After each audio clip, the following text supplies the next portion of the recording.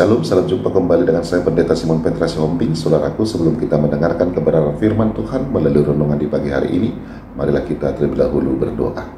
Damai sejahtera Bapa yang melampaui segala akal, itulah yang memelihara hati dan pikiranmu di dalam Kristus Yesus Tuhan kita. Amin. Saudaraku terkasih, firman Tuhan renungan di pagi hari ini tertulis dari Mazmur 27 ayat 1. Demikianlah firman-Nya.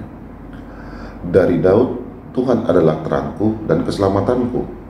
Kepada siapakah aku harus takut? Tuhan adalah benteng hidupku. Terhadap siapakah aku harus gemetar? Demikianlah pembacaan firman Tuhan. Saudaraku terkasih, setiap hari kita diperhadapkan pada berbagai kekhawatiran.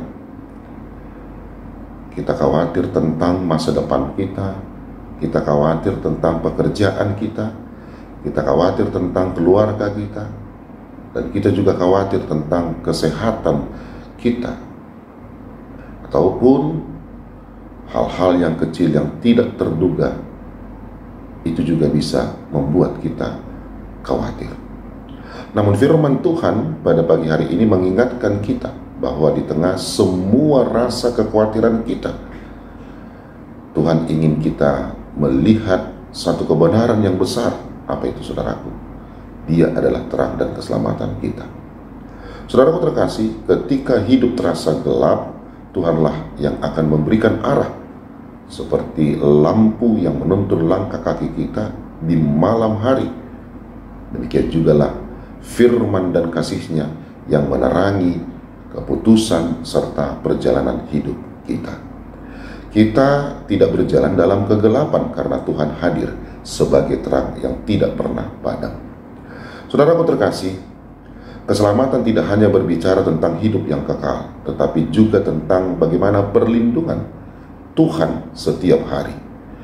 Dia menjaga kita, Dia memelihara dan melepaskan kita dari jerat masalah, dan memberi damai di tengah badai, dan memastikan kita tidak berjalan sendirian. Jika Tuhan sendiri berdiri di pihak kita, saudaraku, tidak akan ada ketakutan yang lebih besar dari kuasa-Nya. Bukan berarti kita tidak pernah merasa takut, tetapi kita tidak perlu dikuasai oleh ketakutan itu. Kita juga dapat berkata seperti Daud, aku tidak takut sebab Tuhan bersamaku. Amin. Marilah kita berdoa.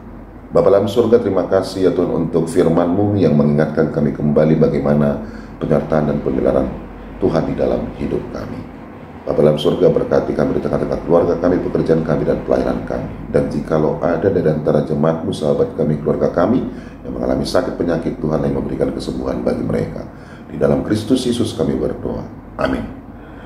Selamat beraktivitas, tetap semangat saudaraku. Tuhan Yesus Kristus memberkati kita semua. Shalom.